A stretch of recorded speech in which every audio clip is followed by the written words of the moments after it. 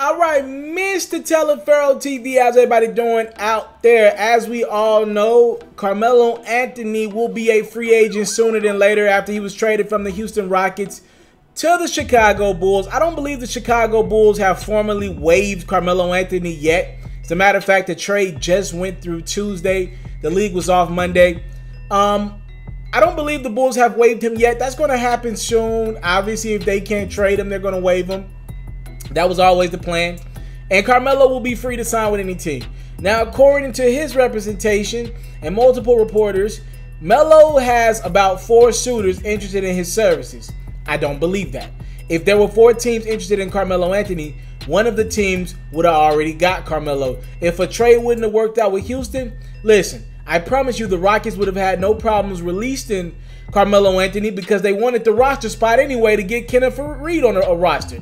Trust me, if it was if a team wanted Melo, they could have been had. I don't believe there are 4 suitors for Carmelo Anthony. To me, if Melo wants to play another game this season because of his mentality, and only because his mentality, because Melo is better than some guys in the NBA still, but because his mentality, I believe he still thinks he's not only a starter, but a guy who should be averaging about 15 shots a game. Because of that mentality, I believe there's one team that possibly would have interest in Carmelo Anthony this year. Actually, one player.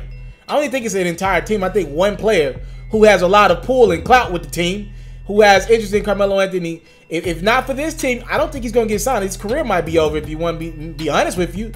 That is LeBron James of the Los Angeles Lakers. And why does LeBron want Melo on a roster? It's a friend of his. He came in with Melo. Melo, I'm sure, was somebody that pushed LeBron early. You got Melo coming off this hot streak at Syracuse. He helped win a national championship, and his only year that at Syracuse. You got LeBron with all these expectations coming out of high school, but Melo was the more proven guy. Melo did it in college. LeBron had only did it in high school at that point.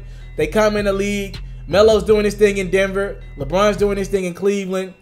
Melo stays a couple years too long in Denver. LeBron starts to get to the finals because he's in the Eastern Conference.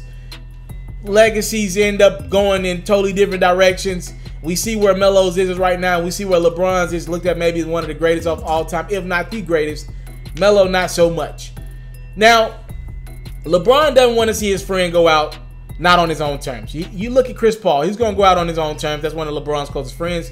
Look at the retirement tour that Dwayne Wade is having right now. He's going out on his own terms. Where can Carmelo Anthony go to go out on his own terms? New York doesn't want him. Denver's the number 2 seed in the Western Conference. They don't have time for a retirement tour like the Miami Heat have right now. They're not going anywhere, right? Where can he go to just kind of embrace his last moments as a professional basketball player? I don't see a lot of places. If LeBron wants to make this play happen, it will happen. If LeBron wants Melo on the roster bad enough, it will happen. But what I'm being told from Carmelo Anthony's camp is that Melo wouldn't mind playing on the Lakers, but he don't want it force-fed. Like, he doesn't want to see anybody get released to join the Lakers. That's just his personality. That's just who he is. Do I agree with it? I don't know. You kind of got to get it how you live. But Melo ain't corny to join the Lakers. And it's not like the Lakers are just in dire contention for a championship this season. But the way Melo looks at it, you know, the Lakers have had their share of injuries this year. Lonzo's went down, Rondo's went down, and Brun's went down. Outside of Brun, pretty much they've lost guards. If they traded Kentavious Caldwell-Pope before the deadline, who plays the 2/3, or maybe Brandon Ingram went down for an extended period of time, of Lance Stevenson, or one of these kind of 4 players, Kyle Kuzma, and they had to release someone, then I think Melo would like join that team. So honestly, he's pretty much waiting on like a Kentavious Caldwell-Pope trade, or if Lance Stevenson went down with an injury, right? That's pretty much what you're waiting on if you're Carmelo Anthony. And I'm not saying he's sitting there like hoping for an injury, but he's claiming, and him and his camp is saying, look, if the Lakers happen, it's cool. If not, I'm not trying to force my way to the team. He don't want to join the team enough for somebody to have to get released. You know, you guys, even though there are some guys who don't play on that team, like a Michael Beasley, he's another guy that Melo could potentially release or replace, excuse me, even though Beasley's been playing some decent ball lately. You know, these guys, they empathize and sympathize with each other on the road every night. Michael Beasley just lost his mother a few weeks ago. there's a human element to this thing, right? Being in that locker room for an entire year, that does something to you. You're already halfway through the season. You don't want to just release a guy to bring another guy in. And if you're LeBron James, you don't want that on your legacy as well, because you could, a couple guys in the locker room could turn on you if that becomes a trend, right? So I get why Melo doesn't want it to be out there like that. I'm sure he respects his friend LeBron trying to get him a job, and you know, I know LeBron doesn't want it out there like that. I just came to this team out of nowhere, and I'm already getting guys released just to bring one of my friends in. It's a bad look. LeBron's got a couple coaches fired. I'm sure neither side wants it to look bad. The only way you clean it up is if an injury happens, and the Lakers are already kind of depleted right now. So if Michael Beasley, Kentavious Caldwell-Pope, or Lance Stevenson got hurt tomorrow, it doesn't look bad. You just say, dang, we need players. We're running out of guys.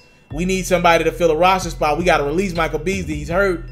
We weren't paying him a lot anyway. We got to bring someone in. It doesn't look bad. Nobody gets, you know what I mean? Nobody looks bad in that situation. So I think that's how it could play out. We're not wishing injury on anyone, but to me, that would be the only way. Not only would Carmelo and Anthony join the Lakers, but to me, that's the only opportunity I see Melo working this year. Unless he's willing to accept a very lower, reduced role with a team, I don't see any other team willing to sign him. I don't. Thank y'all so much for the time, Lowe's Porter. Don't take it for granted. Salute. I'm out. I came from nothing, but I want everything God has for me. I interview celebrities. I talk sports. I still represent the culture. I got the kids. They are now tuned in. Yo, we locked in right now, Mr. Telefair. Mr. Telefair. Mr. Telefair. Mr. Telefair. Shout out to Mr. Telefair. You're watching Mr. Telefair TV. Mr. Telefair TV. Here with the Triple B's, you can't do nothing but win.